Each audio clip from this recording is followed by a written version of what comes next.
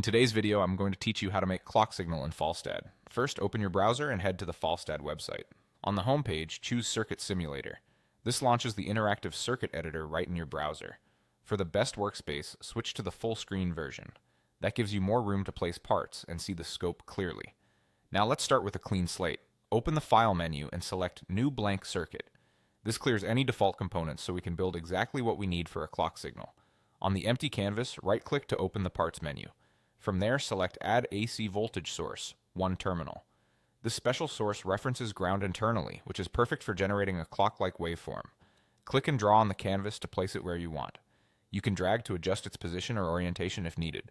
Next, right-click on the canvas again and choose Add Ground. Click to place the ground symbol near your source. Even though the 1-terminal source is ground-referenced, explicitly placing a ground node helps the simulator and makes probing clearer. Now select the Wire tool from the toolbar.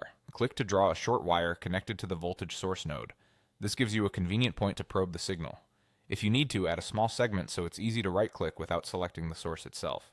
To view the waveform, right-click on that wire and choose View in New Scope. A scope window appears showing the signal at that node. By default, the source may be a sine wave, so let's turn it into a proper clock. Right-click the voltage source and choose Edit. In the Edit dialog, find the Waveform option and click it.